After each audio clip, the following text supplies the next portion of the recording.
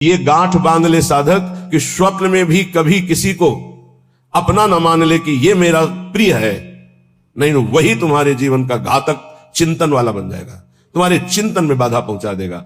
ये माया पहले झुक के आती है, क्योंकि अगर सीधे युद्ध का चैलेंज दे के आवे तो साधक कभी परास्त ही नहीं हो सकता, क्योंकि भगवत पार्षद है।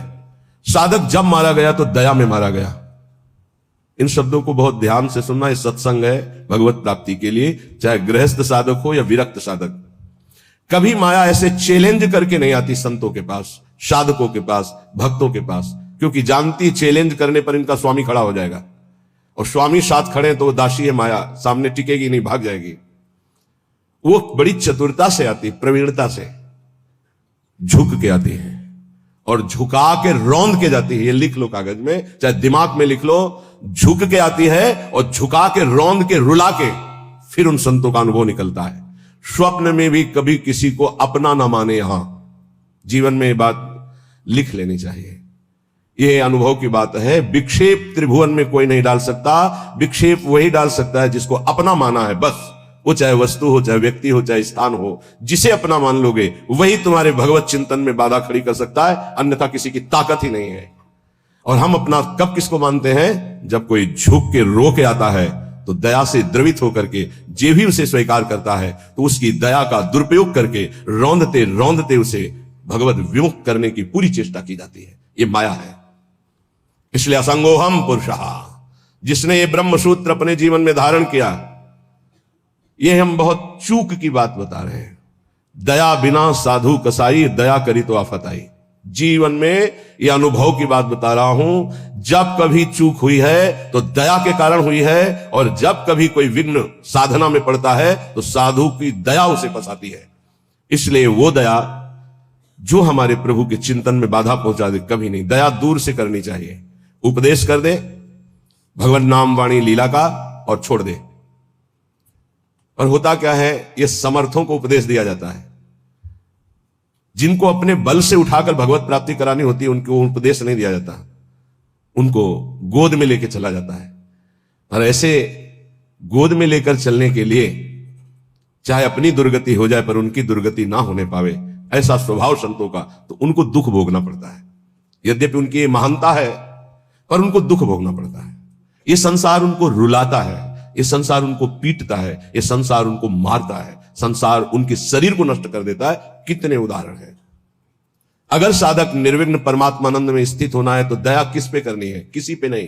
क्यों? क्योंकि सब भगवान का स्वरूप है, हम खुद दया के पात्र हैं। सब हम पर दया करें, हाथ जोड़ के तृणादपि सुनिचेन तो निकल जाओगे। और अगर गुरु बने दया करके परम पद प्राप्ति कराने के लिए, तो उदारता है, ये उसका स्वभाव है। पर रो के यहां से जाना पड़ेगा, पिट के यहां से जाना पड़ेगा, और नाना प्रकार के प्रहार को सह के जाना पड़ेगा। ये बहुत आंतरिक बात कह रहा हूं, अगर समझ पाओ तो समझ लेना, नहीं आगे माया समझा देगी आपको। सिर्फ अपनी बात मनानी, उसकी बात नहीं माननी। सिर्फ अपनी निष्ठा में रहना है, उसकी तरफ झुकना नहीं, तो बात बन जाएगी, अन्यथा नहीं बनेगी। अगर ये रहा कि मुझे अपनी बात बनाने के लिए मुझे इसकी बात माननी, तो ध्यान रखना जीवन भर पछताना पड़ेगा, जीवन भर रोना पड़ेगा, और उसका कल्याण हो कि नहीं फिर संशय हो जाएगा। क्योंकि श्रद्धा शासन से प्रकट होती है, दुलार से नहीं। श्रद्धा कभी किसी की सुरक्षित रखनी है, उसकी श्रद्धा बढ़ानी है, तो कभी किसी को दुलार ना करे, ये गांठ बांध ले। आप इस भाषा को नहीं समझ पाएंगे, लेकिन इसको मान लोगे तो जीत जाओगे माया पर। संतों के अनुभव सुने जाते हैं, वो किसी राग द्वेष से युक्त नहीं होते, वो परमात्मा साक्षात्कार कराने वाले होते हैं। कभी भी साधक को, संत को, उपदेशक को दया करके, द्रवित होकर, अपने सिद्धांत का त्याग करके उसको सुधारने के लिए कभी ना झुके। अगर अपने सिद्धांत से उसका उद्धार होता है तो ठीक है, अपने सिद्धांत को त्याग दिया तो जीवन भर पश्चाताप रहेगा और सामने वाले का उद्धार नहीं हो सकता। ये खूब सूक्ष्मता से रात रात भर भगवत चिंतन करके उसका अनुभव कि उपासक की ये गलती हो जाती है।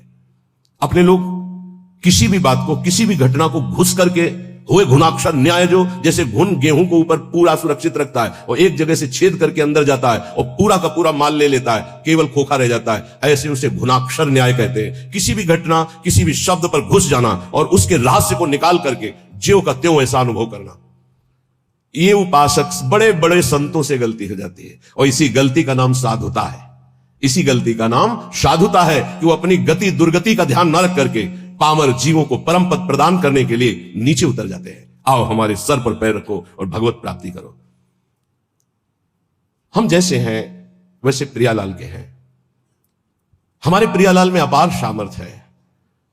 साधक जब तक भगवत साक्षात्कार न कर ले तब तक तटस्थ भूमिका रखे, कभी किसी को अपना न मान ले, नहीं तो भगवत साक्षात्कार में बाधा पड़ जाएगी। तुम जैसे हो वैसे भगवत साक्षात्कार कर सकते हो। हमारी बात ध्यान रखना। काम है, क्रोध है, लोभ है, चिंता मत करो।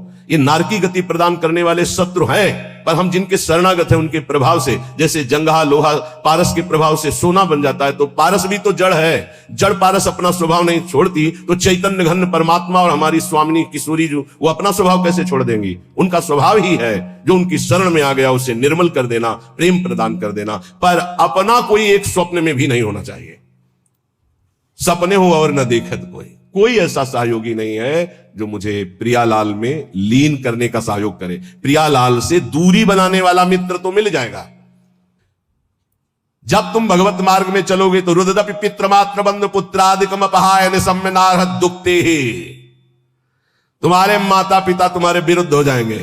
भगवत मार्ग में चलोगे तो कोई बिरला ही होता है जो अनुकूल हो जाए। बहुत कठोर हृदय भगवत मार्ग में चाहिए।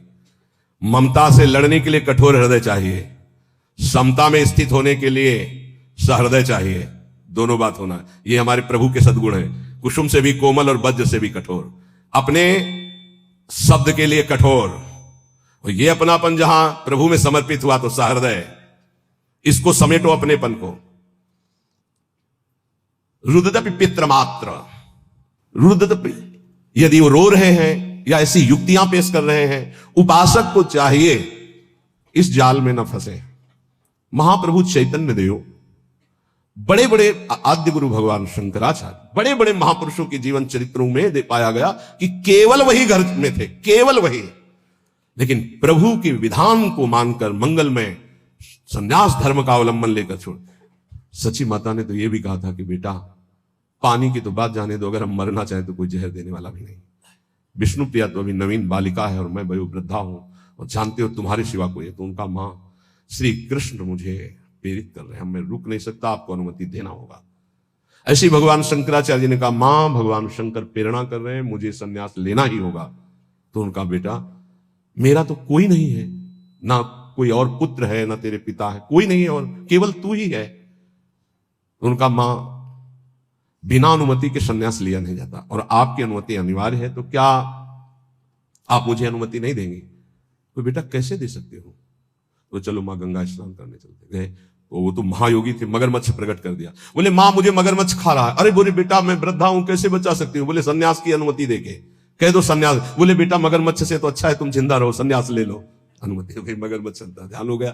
तो उनका बेटा अंतिम संस्कार करने वाले तो तुम ही हो। तो उनका मां वचन देता हूं कहीं भी होगा और सुनूंगा कि मां का शरीर पूरा हो रहा है तो अंतिम संस्कार मैं करूंगा। करके दंड रख करके शिष्य को दे करके भगवान शंकराचार्य ने मां का संस्कार किया।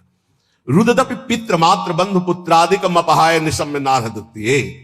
कोई युक्ति तुम्हें भगवान मार्ग से विमुख न कर पावे। बड़े प्रलोभन, बड़े भय, कमर कस के चलना इस मार्ग में। श्रीपाद कह रहे हैं, हृदय परम कठोरताम दधानो द्रुत मवलोकय कृष्ण केलि कुंजम। हृदय परम कठोरताम, इस मार्ग में चलने वाले को हृदय को बहुत कठोर रखना पड़ता है। और कठोर ऐसा जैसे नारियल, अंदर एकदम कोमल, बाहर एकदम कठोर। बाहर नारियल जैसा रहे ना, नारियल का देखते हो जटा, फिर कठोरता उसकी खप्पर की, और अंदर देखो बड़ा मुलायम मीठी गरी। ऐसे संत होते हैं, हृदय से एकदम कोमल, बाहर से एकदम कठोर, उनको जल्दी कोई पहचान नहीं सकता। हृदय परम कठोरताम दधानो द्रुत मवलोकय कृष्ण केलि कुंजम।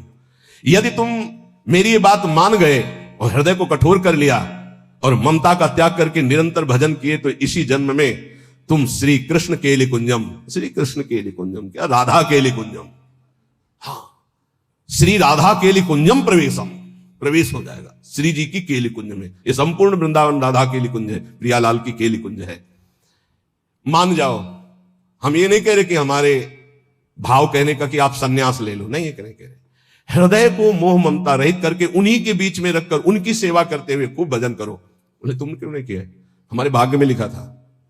ये तुम्हारे लोगों के भाग्य में लिख दिया है। किसने लिखा है? ब्रह्मा ने नहीं लिखा, गुरु ने लिखा है। ये ब्रह्मा के लिखे भाग्य से नहीं, कुंडली देख लो अपनी, निकलवा लो कुंडली, उसमें लिखा हो कि बाबा जी बनेगा तो हमें बताना। ये गुरु भाग्य बदल दिए।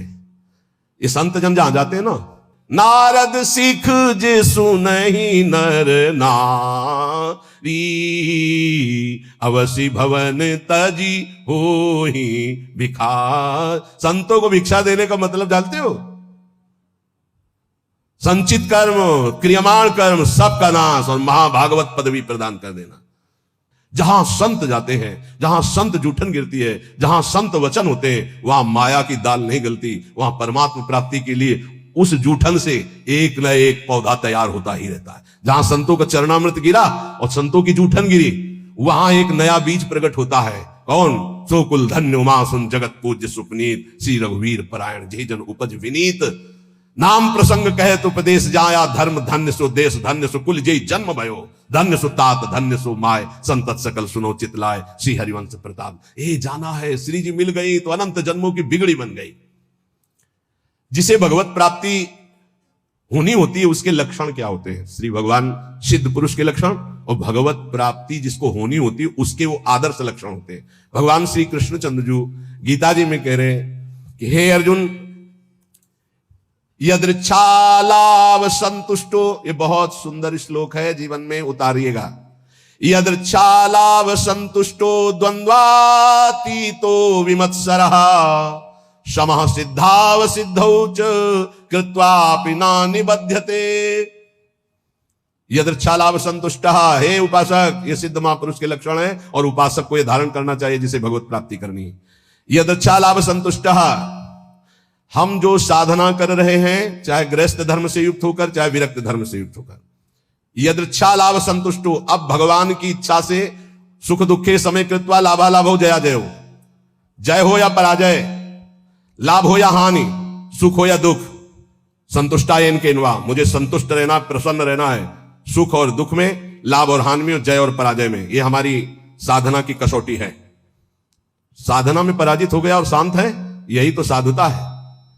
यदृच्छा लाभ संतुष्टो, हम फल प्राप्ति का उद्देश्य रख करके अगर साधना करेंगे तो हम विक्षेप को प्राप्त हो जाएंगे। ध्यान देना, हमको समता पर ध्यान देना है, यह है साधना का फल, और इस पर ध्यान प्राय नहीं। समता का क्या मतलब? हार और जीत में समान, लाभ और हानि में समान, सुख और दुख में समान। ये भगवान के वचन है। सुख दुखे समय कृत्वा लाभा लाभ हो जया जय। चित्त विक्षेप में या आनंद में समान, परिस्थिति बिगड़ी हुई या सही समान, कोई साथ दे रहा है या नहीं समान, साधना का फल मिल रहा है या नहीं समान। अरे 20 साल हो गए अभी वही काम करो, लो समान वृत्ति, विक्षेप नहीं, शांत।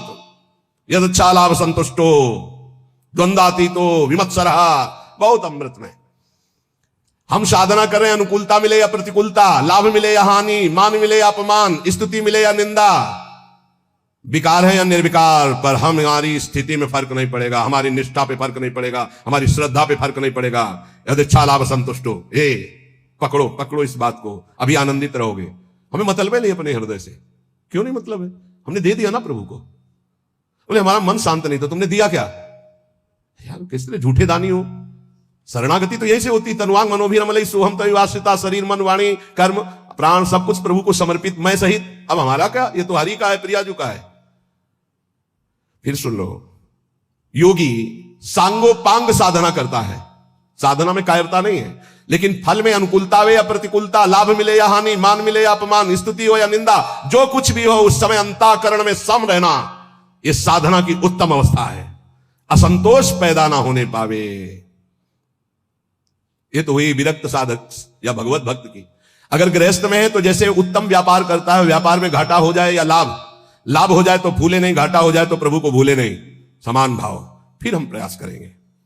अंतःकरण बिगड़ना नहीं चाहिए, श्रद्धा नहीं बिगड़नी चाहिए। हर एक परिस्थिति में तुम्हारा अंतःकरण अपनी आराधना में लगा रहना चाहिए, तो उसके हृदय में जो फल होगा उसका नाम होगा समता, जो भगवत प्राप्ति का स्वरूप है।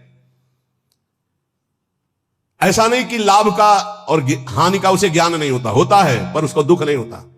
किसको? जो भगवत आश्रित भजन करने वाला होता है। लाभ होने पर अभिमान नहीं होगा, हानि होने पर दुख नहीं होगी, जय होने पर फूलेगा नहीं, पराजय होने पर निराश नहीं होगा। परिणाम में सुखी दुखी ना होना यह साधक का लक्षण है, परिणाम में सुखी दुखी होना यह संसारी पुरुष का लक्षण है। साधक का अंतःकरण अनुकूलता प्रतिकूलता के असर से ऊपर होता है। संसारी पुरुष का हृदय अनुकूलता पे हर्षित होता है, प्रतिकूलता पे रोता है, शोकित होता है। तुम संसारी पुरुष नहीं हो, घबराना नहीं, क्योंकि तुम साधक हो, भगवान के शरणागत हो। अंतःकरण में तुम्हारे ऊपर कोई प्रभाव नहीं पड़ना चाहिए अनुकूलता या प्रतिकूलता का। ये कब? जब पापाचरण नहीं होंगे तब। पापाचरण होंगे तो केवल बातें सुनोगे, इसका प्रभाव पड़ेगा। यदृच्छा लाभ संतुष्टा, जैसे प्रभु तुम्हें रख रहे, जोई जोई प्यारो करे सोई मोई भावे। देख लो, प्यारे हराना चाहते तो हम जीतना क्यों चाहें? हम राजी है। प्यारे दुख में रखना चाहते तो हम सुखी क्यों होना चाहें? हमें दुख वो सुख से भी बढ़कर है जो हमारे प्यारे हैं। बने तो रघुबरते बने, वो बिगड़े तो भरपूर। हम उस बिगड़ने पर भी सुखी हैं, क्योंकि प्रभु के विधान से हो रहा, मैंने थोड़ी सोचा है। यदि इच्छा लाभ संतुष्टा, पहला बैठा लो, किसी भी स्थिति में विचलित नहीं होना, किसी भी स्थिति में नहीं, ऐसा नहीं होता। लाभ हो या हानि हो, अनुकूलता हो या प्रतिकूलता हो, मान हो या अपमान हो, निंदा हो या स्थिति हो, समान भाव रख के तब माना जाएगा इष्ट प्रेम या गुरु प्रेम। जोई जोई प्यारो करे सोई मोई भावे। ये कोई सरल भाव नहीं है। प्यारे ने कैंसर दे दिया, भावे गाओ जोई जोई प्यारो करे सोई मोई भावे। अनुकूलता में तो सब गाते हैं जोई जोई प्यारो करे सोई मोई, प्रतिकूलता में गाओ जोई जोई प्यारो करे सोई मोई भावे। आगे कह रहे द्वंद्वाती तो विमत्सरहा, जो भगवान का भक्त होता है उस पर किसी भी द्वंद्व का प्रभाव नहीं पड़ता, सिद्ध महापुरुष पर। पूज्यपाद श्री उड़िया बाबा जी महाराज, प्रभुदत्त ब्रह्मचारी जी ने बहुत बड़ा संत संगोष्ठी रखी थी, जिसमें हरि बाबा और उड़िया बाबा भी पधारे थे। तो उस समय एक सन्यासी महान जो भारत में यश प्राप्त किए हुए थे, उनके गुरुजन, सिद्ध महापुरुषों की स्वाभाविक यश कीर्ति होती रहती है, तो उससे जो भगवत तत्व के ज्ञान होना और भगवत तत्व का बोध होना, इसमें अंतर होता है। तो भगवत तत्व के ज्ञानी थे वो, पर भगवत तत्व बोध संपन्न महापुरुष तो उड़िया बाबा थे। उन्होंने बस समस्या इतनी थी कि हरि बाबा जब घंटा बजाते थे तो सबसे पहले ओ नाद करवाते। तो इसका विरोध हुआ कि ये केवल अमुक ही बोल सकते हैं, हर वर्ण के नहीं बोल सकते हैं। तो उड़िया बाबा से कहा गया कि आप वहां बैठे हैं, आप इसका विरोध क्यों नहीं करते? उड़िया बाबा ने कहा हरि स्वयं हरि हैं, हरि बाबा स्वयं हरि हैं, वो जो कुछ करते हैं सब परम धर्म है, हम उनका विरोध नहीं कर सकते। इसी बात को लेकर के बाबा की बहुत निंदा की भरी सभा में बाबा बैठे थे, पद्मासन लगाए। बाबा के बड़े बड़े व्याकरणाचार्य, बड़े बड़े ब्रह्मबोध संपन्न महापुरुष संग में रहते थे उड़िया बाबा के। वो खड़े हो गए बड़े ज्ञानी जन और कहा कि बाबा की तरफ देख के, बाबा सबको बैठा लिया और बैठे रहे आधा घंटे। खूब वो माइक मिल गया था तो खूब फराटेदार श्लोक और बार बार उड़िया बाबा का नाम ले लेकर उड़िया बाबा की निंदा। और कोई निंदा के चांस नहीं थे इसी व्यवहार को। सन्यासी होकर के ऐसा विरोध नहीं करते, ऐसा ऐसा ऐसा। बाबा जब संपन्न हो गई निंदा तो उठे और अपनी कुटिया में आ गए। सब शिष्य जन जो और मित्र जन जितने थे सब, बाबा आपने रोक क्यों दिया? उनके तो हम मुख बंद कर देते, ऐसी नहीं। बोले देखो यही सत्संग सुना तुमने, यही आज तक हमारे संग का फल रहा कि तुम उनका मुख बंद कर। देखो वो जो निंदा कर रहे हैं सही कर रहे हैं। शरीर धर्म को लेकर के अगर निंदा कर रहे हैं तो बहुत सही बोल रहे हैं, और आत्मस्वरूप को लेकर कह रहे हैं तो जो वो आत्मा है वही आत्मा है, अभेद है, वो अपने आप की अपनी निंदा कर रहे हैं। तो हमें क्या परेशानी है? क्योंकि आत्म तत्व तो एक है। और शरीर की निंदा तो शास्त्र करते हैं, हम करते हैं, वो भी कर रहे हैं, क्या परेशानी है? कोई समस्या, कोई क्षोभ नहीं निंदा का। द्वंद्वाती तो ये तो सिद्ध पुरुष के लक्षण होते, साधक को ऐसा ही होना चाहिए। अगर हमारी कोई निंदा करता है तो हमको बिल्कुल ऐसे रहना है जैसे कोई हमारी प्रशंसा करे तो हम कैसे रहते हैं। प्रशंसा में हम तटस्थ रहते हैं, हृदय में हर्ष नहीं होने देते। तो निंदा में हमें तटस्थ रहना, हृदय में शोक नहीं होने देना। ये द्वंद्व है, निंदा और स्तुति। ऐसे ही मान अपमान में, ऐसे ही अनुकूलता प्रतिकूलता में, ऐसे ही सुख दुख आदि में, तो ऐसे ही जन्म मृत्यु में आप द्वंद्वातीत अवस्था को प्राप्त हो जाएंगे। ना आपको मृत्यु का भय होगा, ना जन्म का भय होगा, क्योंकि आप जीवन मुक्त हो जाएंगे। भक्त द्वंद्वातीत होता है। और विमत्सरा, ये बहुत बड़ा दोष है, ये दोष बहुत बड़ा है। इसे कहते हैं ईर्ष्या। मत्सरति, मेरे से आगे निकला। ईर्ष्या बहुत बहुत बुरी है। ये बहुत बड़ी जगह से होती है। छोटे मोटे को तो समझ में नहीं आती कि मेरे अंदर ईर्ष्या है, बड़े बड़े में ईर्ष्या होती है। जब अपने से अधिक किसी की प्रशंसा या सुख देखकर जलन जो होती है उसे कहते हैं मत्सरता, ईर्ष्या। अगर ईर्ष्या का किंचित मात्र भाव है तो चाहे जितना इष्ट कृपा करे, गुरु कृपा करे, वो जलेगा, कुछ उस पर फर्क नहीं पड़ेगा। बहुत विचित्र है ये ईर्ष्या। विमत्सरहा, मत्सरता रहित होना चाहिए साधक को। सिद्ध पुरुष में ईर्ष्या नहीं होती। ईर्ष्या इतना दोष सूक्ष्म है। कंचन तजना सहज है, सहज तिया का नेव, मान बड़ाई ईर्ष्या दुर्लभ तजनाए। दुर्लभ है जो कंचन कामनी पर विजय प्राप्त किए हुए, वो भी ईर्ष्या पर। बहुत विचित्र है, बहुत विचित्र। किसी की भी बड़ाई सुनकर उनकी निंदा करना शुरू कर देना, ये ईर्ष्या करवाती है। हाँ हाँ सब ठीक है भैया, ऐसे से ऐसे से निंदा कर देना, हृदय में उनके प्रति जलन होना। थोड़ी भी ईर्ष्या यदि हृदय में है तो भगवत प्राप्ति या भगवत प्रेम नहीं होने देगी। इसको मिटा दो। जिसके प्रति ईर्ष्या, उसके चरण वंदना करो, उसको हाथ जोड़ो, उसको और प्यार करो, जिससे ईर्ष्या तुम्हारे हृदय में उसके प्रति ना होने पावे।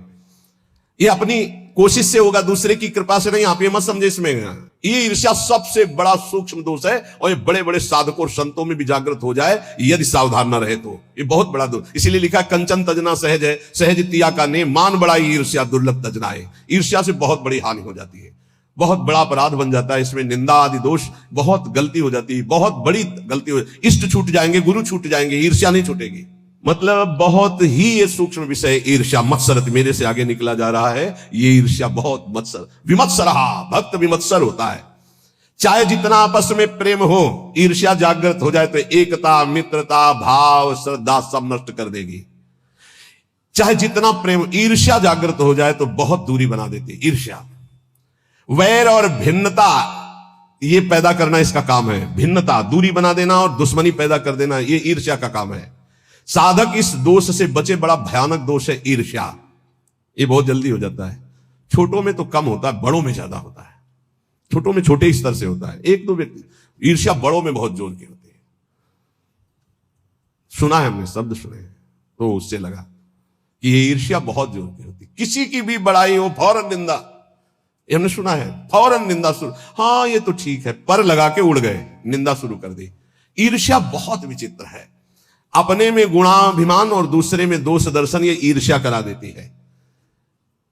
और सारी तपस्या भजन सब खो देता है ईर्ष्यालु। कुछ नहीं रह जाता ईर्ष्यालु के हृदय में। इसलिए भगवान कह रहे हैं विमत्सरा। सिद्ध पुरुष में तो होती नहीं है, और साधक में इसे मिटानी होती। स्वयं से मिटेगी, ये बात ध्यान रखना।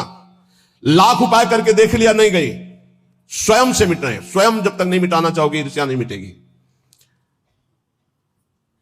ईर्ष्या जिधर झुक जाए उधर द्वेष पैदा कर दे, लड़ाई झगड़ा पैदा कर दे और नाश शुरू कर देती है ईर्ष्या। बहुत बहुत विचित्र। बहुत गुरु की बढ़ोतरी देखकर शिष्य को ईर्ष्या हो सकती है। ईर्ष्या शिष्य को हो सकती है। सूली पे चढ़वा दिया, जहर खवा दिया, मारने का संयोग बना दिया। बहुत से ऐसे उदाहरण पाए गए। ईर्ष्या। भला सदगुरु परब्रह्म है, उनकी महिमा को देखकर ईर्ष्या कैसे हो सकती है? हो जाती है। जब अपने में गुणाभिमान होता है तब ये ईर्ष्या हो जाती है। यहां तक शिष्य की महिमा को देखकर गुरु के हृदय में ईर्ष्या पैदा हो गई। ऐसा भी, जबकि शिष्य तो अपना पुत्र, अगर उसकी महिमा बढ़ती है तो गर्व का विषय होता है कि हमारा ही तो बेटा है, हमारा ही तो वैभव है ये। तो ऐसा नहीं। जहर खिलाने की चेष्टा की गई शिष्य को। वो चरित्र में रामानुजाचार्य जी के चरित्र में पढ़ के देख लीजिए। ईर्ष्या बड़े स्तर में प्रकट हो जाती है। अगर ब्रह्म बोध नहीं, भगवत प्रेम की प्राप्ति नहीं, तो ये प्रकट हो जाएगा, ईर्ष्या प्रकट हो जाएगी। सदगुरुदेव भगवान के वचन। किसी भी क्रिया की प्रतिक्रिया ईर्ष्या से हो सकती है। किसी भी क्रिया की प्रतिक्रिया, ये गुरुजनों के प्रति भी हो सकती है, शिष्य के प्रति भी हो सकती है, मित्र के प्रति भी हो सकती है, बहन बहन में हो सकती है, भाई भाई में हो सकता है, पिता पुत्र में, कहीं भी ये ईर्ष्या हो सकती है। और ये सर्वनाश के सिवा इसका कोई परिणाम नहीं होता। केवल नाश और पतन के सिवा इसको कोई परिणाम नहीं होता। ये शब्द याद कर। ईर्ष्या का केवल, किसी और का नहीं, अपना। ईर्ष्या केवल नाश और पतन के सिवा और कुछ नहीं देती है। इसलिए सुखपूर्वक संसार बंधन से मुक्त होने के लिए इस ईर्ष्या का अवश्य त्याग करें।